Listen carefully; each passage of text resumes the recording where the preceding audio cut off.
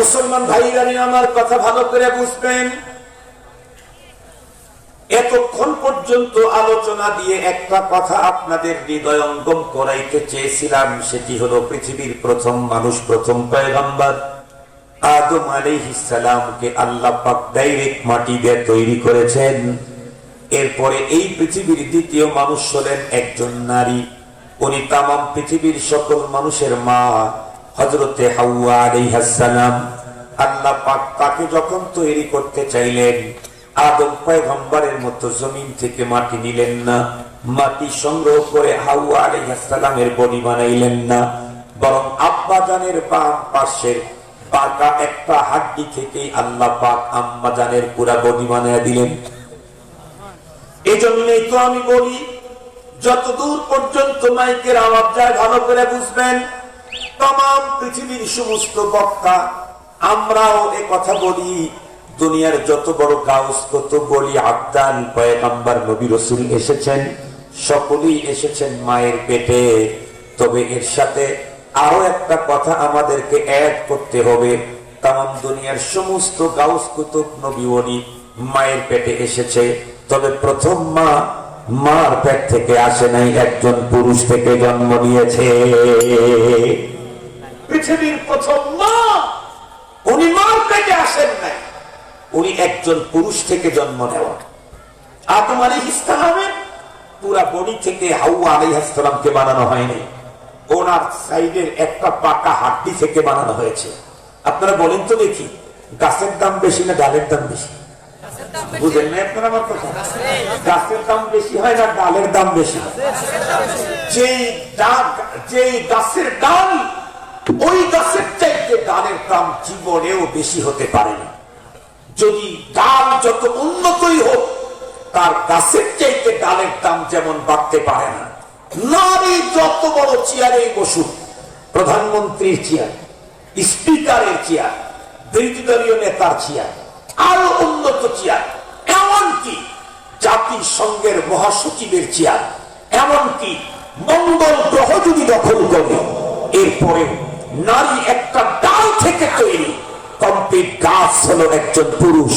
এই জন্য কোরআনে আল্লাহ বলেন, আর রিজাল কাওয়ামুনা আলান নিসা, পৃথিবীর সমস্ত নারীরা কিয়ামত পর্যন্ত আজীবনে নারীরা পুরুষের অধীন। পুরুষের চাইতে নারীর মর্যাদা কখনোই বাড়তে পারে না, পশ্চিম কালেও না। সমস্ত নবী রাসূল মায়ের পেটে জন্ম নিয়েছেন, কিন্তু প্রথম মার জন্ম হয়েছে একজন পুরুষের বাম পাশের বাঁকা হাড্ডি থেকে। প্রথম নারীর জন্ম, প্রথম মানুষটা যেহেতু ডাইরেক্ট মাটি থেকে, পরবর্তী তারই একটা হাড্ডি থেকে আর একটা মানুষ তৈরি হলো, তাই উনিও কি মাটির তৈরি না? উনিও মাটির তৈরি। এরপরে একজন মানুষকে আল্লাহ পাকে স্পেশাল একটা পদ্ধতিতে তৈরি করেছেন, উনি হযরত ঈসা আলাইহিস সালাম। কেমনে? মায়ের পেটে পাঠাইছে, কিন্তু বাপ নাই। আল্লাহ পাক জিবরাইল আমিনকে পাঠিয়ে দিলেন, যাও মারিয়াম আলাইহিস সালাম তার পেটে আমি বাচ্চা দেব, তুমি গিয়ে তার মুখের ভিতরে একটা ফু দাও, অথবা তার জামার ইসের ভিতরে একটা ফু দিয়ে আসো। হযরত জিবরাইল আমিন টাটকা যুবকের ভান ধরে মারিয়াম আলাইহিস সালামের কাছে যখন হাজির হয়েছে, লম্বা কথা আপনারা শুনেছেন, বিশেষ করে চান্দাই কোনার মানুষ তো জাকেরিয়া ভাইয়ের কণ্ঠে মারিয়াম আলাইহিস সালামের কিসসা শুনতে শুনতে, রানী বিলকিসের কিসসা শুনতে শুনতে বাংলাদেশে অনেক বক্তার চাইতে চান্দাই কোনার লোক এখন ভালো বলতে পারে। ঠিক বললাম না? ঠিক বললাম? জাকেরিয়া ভাইয়ের নাম যখন উচ্চারিত হইতো, এই অঞ্চলের মানুষ ঘোড়ার কি বলে, মহিষের গাড়ি, গরুর গাড়িতে করে পঙ্গপালের মতো চান্দাই কোনা বাজারে ছুটে আসতো। সেগুলা তো আমার চোখে দেখা। জাকেরিয়া ভাইয়ের জন্য দোয়া করেন, বেচারাটা বেঁচে আছেন। আব্দুল কাদের ভাই কিন্তু মারা গেছেন। আব্দুল কাদের বক্তা ছিল না? আব্দুল কাদের ভাই মারা গেছেন। জাকেরিয়া ভাই বেঁচে আছেন, সুস্থ আছেন, কিন্তু ওনার কণ্ঠে সমস্যা, ওনার মুখ থেকে শব্দ বের হইতে চায় না। উনি ইন্ডিয়াতে গিয়ে এখানে ইনজেকশন দেন, একটা ইনজেকশন দিলে 2-3 মাস চলে, কিছু বলতে পারেন, এরপরে আবার অফ হয়ে যায়, আবার ইনজেকশন দিয়ে আসেন। আল্লাহ ফায়সালা আসছিল নাকি? কিছু বয়ান তখন করেন, আবার অফ হয়ে যায়, তখন পড়াইতেই পারেন না। আল্লাহ পাক সকলকে সুস্থতার সাথে নেক হায়াত বাড়ায় দিন। তখন কি পরিমাণে জনপ্রিয়তা জাকারিয়া ভাই। আর জাকারিয়া ভাই তো ওয়াজই ছিল হলো এই নবীর ঘটনা, ওই নবীর ঘটনা, ওই নবীর ঘটনা। ঠিক বললাম না? ঠিক বললাম? এগুলি ওয়াজ করতেন। তো আমি সেদিকে যেতে চাই না। হযরত মরিয়ম আলাইহিস সালামের ঘটনা আমার থেকে আপনারা অনেক বেশি জানেন। জাকারিয়া ভাই, আব্বাস সাহেব ওনাদের কাছ থেকে শুনেছেন। এছাড়া পৃথিবীর যত মানুষ আমরা এখন আছি, অতীতে ছিল, আগামীতে আসবে, সবগুলাকে তৈরি করতে সিস্টেম হলো একটা। ভালো করে বুঝবেন কথা। কি সিস্টেম? আল্লাহ পাক রব্বুল আলামিন নারী আর পুরুষের বিশেষ সাক্ষাতের মুহূর্তে মানব দেহের ভিতরে ব্লাডের তরঙ্গ তৈরি করেন। একটা পর্যায়ে ব্লাডের তরঙ্গ তৈরি হয়। পানির যেমন তরঙ্গ আসলে, পানির যেমন ঢেউ আসলে এক অংশ আর এক অংশের সাথে বাড়ি খেয়ে ফেনা তৈরি হয়। দেখেননি আপনারা? ফেনা তৈরি হয়। মানুষের ব্লাডের ভিতরে রক্তের তরঙ্গ যখন তৈরি হয়, ওখানে যখন ঢেউ তৈরি হয়, তখন এক প্রকারের পানি ওখান থেকে বের হয়। সেই পানিটা বাবার পৃষ্ঠদেশ থেকে বিশেষ অঙ্গের মাধ্যমে মায়ের পেটের 3 স্তরের সুরক্ষিত এরিয়াতে আল্লাহ তাআলা পৌঁছায় দেন। কেমন সুরক্ষিত এরিয়া? যেই জায়গায় পৃথিবীর কোন সায়েন্টিস্টের মেকানিজম চলে না। আজকে মেডিকেল সায়েন্স অনেক উন্নতি সাধন করেছে। আপনারা শুনলে অবাক হবেন। আমাদের সিরাজগঞ্জের এক আত্মীয়, তার ছেলে বাইক অ্যাক্সিডেন্ট করলো। অ্যাক্সিডেন্ট করার পরে মাথা হেলমেটটা ভিতরে ঢুকে গেল। বগুড়াতে নিয়ে তার অপারেশন করা হলো। এ মাথা খুলি উপর থেকে টোটালটা কেটে সরায় ফেলছে। এরপরে মাথার যে মগজটা আছে, মগজটা মাথার ভিতর থেকে সরায়া টের ভিতরে আছে, রেখে ওখানে যে যত হাড্ডি ছিল হাড্ডি মুক্ত করে টোটালটা পরিষ্কার করে ক্লিয়ার করে তারপরে আবার রেখে দিয়েছে। এরপরে খুলিটা লাগাইছে, এরপরে চামড়া লাগাইছে। সেই ছেলে এখনো বেঁচে আছে, বিয়ে করছে, বাচ্চাও হয়েছে। মেডিকেল সায়েন্সের কি উন্নতি! এর চাইতেও ভয়ঙ্কর সিরিয়াস তথ্য আছে, শুনলে অবাক করা। কি? কিছুদিন আগে আমাদের দেশে না, অন্য দেশে একটা সার্জারি করলো। রোগী আর ডাক্তার 27 কিলোমিটার দূরে। রোগী আর ডাক্তার 27 কিলোমিটার দূরে। সার্জারি করলো কেমনে? কম্পিউটারের মাধ্যমে, রোবটকে দিয়ে। কম্পিউটারের মাধ্যমে রোবটকে দিয়ে। তার নর্মাল সার্জারি না, ফুট কাটে নাই, বাদি কাটে নাই, ওপেন হার্ট সার্জারি। এবং সেই সার্জারিতে সাকসেস হয়েছে। আরো কত উন্নত চিকিৎসা। কিন্তু দুনিয়াতে যতই উন্নত মেডিকেল সায়েন্স হোক না কেন, মায়ের পেটের 3 স্তরের সুরক্ষিত এরিয়াতে, যেখানে আল্লাহ পাক মা বাবার 2 জনের পানি একত্রিত করে আমাকে আপনাকে তৈরি করেন, ওই জায়গাতে পৃথিবীর কোন ডাক্তারের হাত ঘুরানোর সাহস, সুযোগ, অধিকার নেই। আল্লাহ পাক রব্বুল আলামিন কোরআনে হাকিমের ভিতরে স্পষ্ট দেখে বলেন, হুয়াল্লাযী সাওয়ারাকুম ফিল আরহামি কাইফা ইয়াশা। তিনি তো ওই সত্তা যিনি তোমার মায়ের 3 স্তরের সংরক্ষিত এরিয়া রেহেমের ভিতরে মানুষকে যেমন চান তেমন আকৃতি দেন। ওই জায়গায় মেকানিজম চালাবার মতো ক্ষমতা পৃথিবীর কারো নাই। আল্লাহ কোরআনে হাকিমে বলেন, ওই ফি দুলুমাতিন সালাস, 3 স্তরের সংরক্ষিত এরিয়াতে মা বাবার দেহের ওই পানিটা মিশ্রণ করে আমি মেকানিজম চালাইতে থাকি। 40 দিন পর পর এটা রূপ চেঞ্জ করে দেই। প্রথম 40 দিনে পানিটাকে রক্ত বানাই, দ্বিতীয় 40 দিনে রক্তটাকে গোশত বানায় দেই, তৃতীয় 40 দিনে গোশতটাকে হাড্ডিতে রূপান্তরিত করি। এরপরে এরপরে হাড্ডির উপরে আমি গোশত সাজায়া দেই।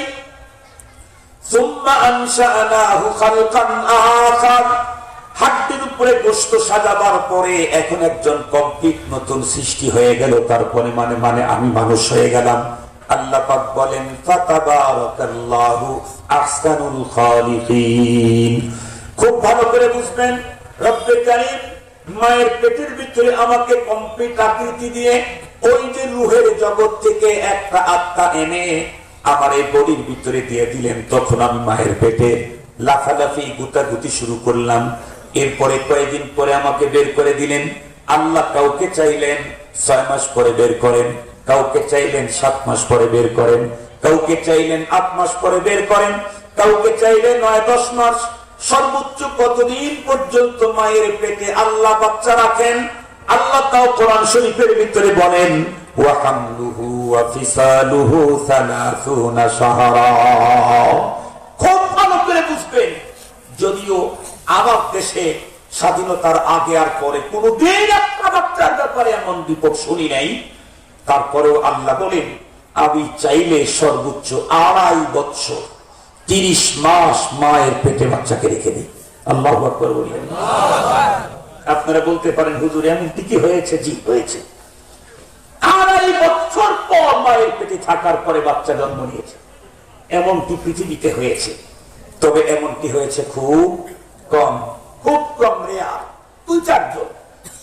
স্বাভাবিকভাবে হলো আমরা আগে আগে আসি, আমাদের অনেক কাজের ব্যস্ততা না, মসজিদে যাওয়ার টাইম নাই, মাদ্রাসায় যাওয়ার টাইম নাই, হুজুরের কাছে যাওয়ার টাইম নাই, এত ব্যস্ততা। মায়ের পেটে 2.5 বছর থাকার টাইম আছে নাকি? একটু হাসি, একটু রস কথা বললাম আর কি আপনাদেরকে নিয়ে। তো আমরা 8-9-10 মাসে চলে আসছি। মোহতারাম হাজিরিন, তাহলে আমার সৃষ্টির সূচনা হলো মা বাবার দেহের এক প্রকারের পানি। তো দেখি পানি কোথেকে আসলো? এ পানি তৈরি হয়েছে ব্লাড থেকে। ব্লাড কোথা থেকে আসলো? খুব ভালো করে বুঝবেন, এই পৃথিবীতে প্রতিটি মানুষ চলার জন্য আল্লাহ পাক তার বডির ভিতরে যে জিনিসগুলা অত্যন্ত প্রয়োজন, তার ভিতরে একটার নাম হলো ব্লাড। এই ব্লাড ছাড়া পৃথিবীর মানুষ চলতে পারে না। তবে একটা ব্লাড দিয়ে আল্লাহ পাক আমাকে দুনিয়াতে পাঠালেন, ওই ব্লাডটাই বন্ধুরা আমার 1 বছর পর্যন্ত চলে না, বরং ব্লাড আমার শরীরের ভিতরে আল্লাহ পাক নতুন নতুন গজায় দেন, তৈরি করে দেন। খুব ভালো করে বুঝবেন, আমার শরীরের ব্লাড হয় কি দিয়ে? আমরা যে আম খাই, জাম খাই, কাঁঠাল খাই, লিচু খাই, এখন তো আবার ড্রাগনও খাই, এরপরে মাছ খাই, গোস খাই, কত কিছু খাই। সমস্ত খাবারগুলি পেটের ভিতরে ঢোকার পরে আল্লাহ পাক প্রতিটি মানুষের পেটের ভিতরে এতটাই মেশিনারিজ দিয়েছেন, খাবারগুলি প্রথম এক জায়গায় যায়, সেখানে কিছু কাজ হওয়ার পরে আর এক জায়গায় পাঠায়, সেখানে কাজ হওয়ার পরে আর এক জায়গায় পাঠায়, সেখানে কাজ হওয়ার পরে আর এক জায়গায় পাঠায়।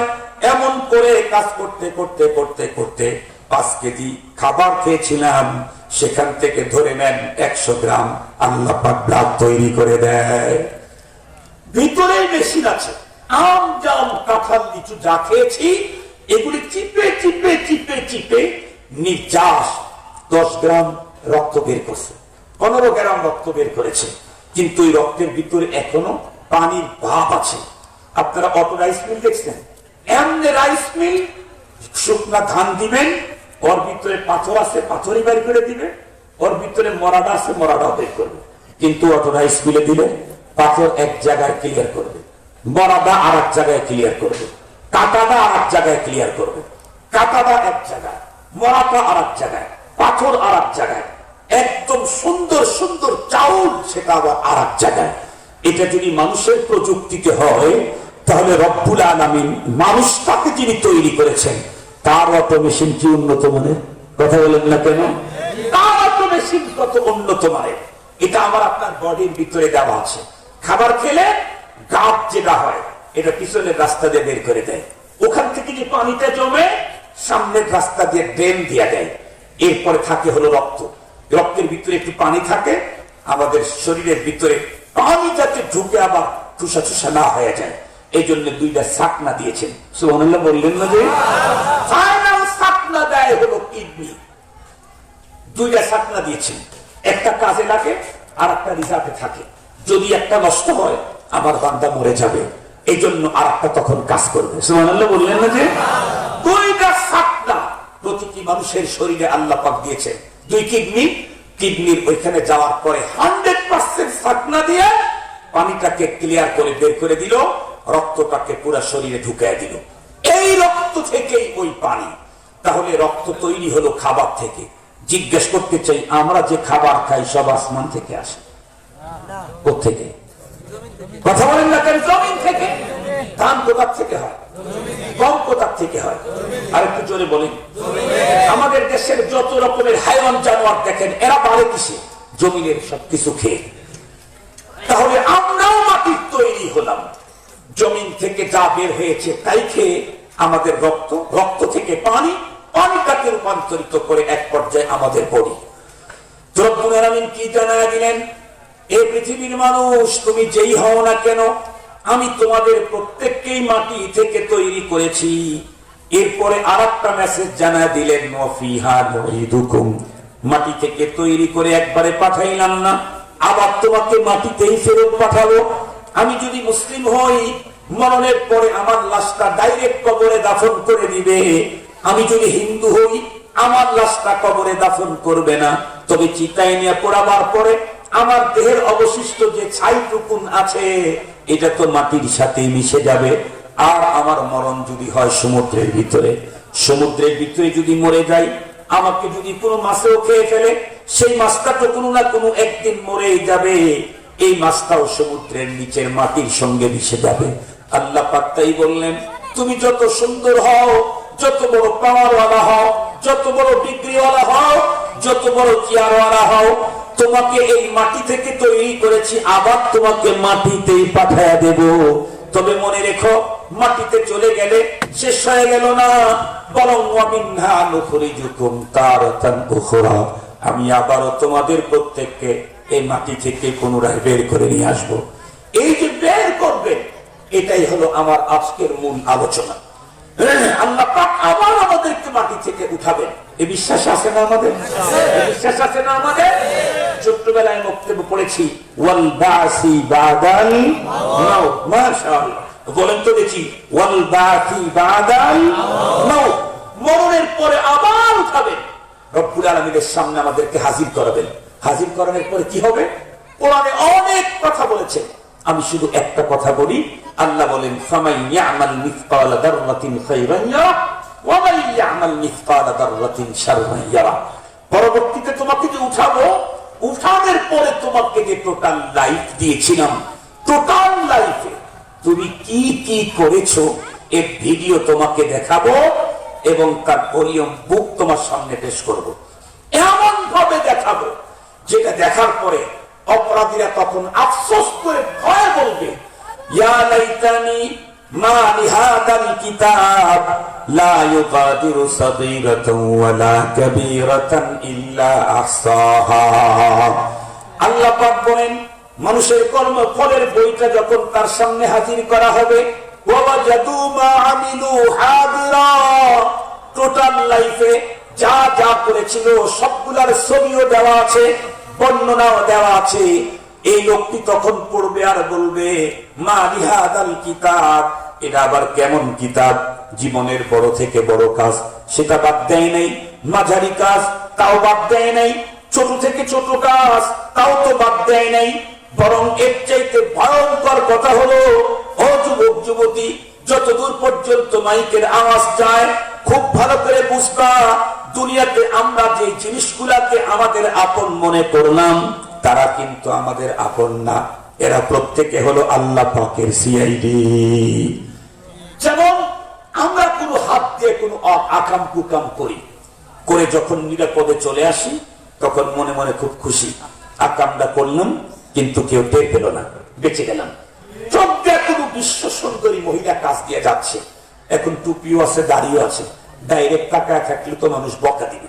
এই জন্য চুপ চুপ করে চুরি করে মজায় দেখলাম, চোখ দিয়ে খুব তৃপ্তি নিলাম, দেখে দেখে কেউ দেখলো না, মনে মনে খুশি হইলাম, দেখে মজা নিলাম, কেউ দেখলো না, বেঁচে গেলাম।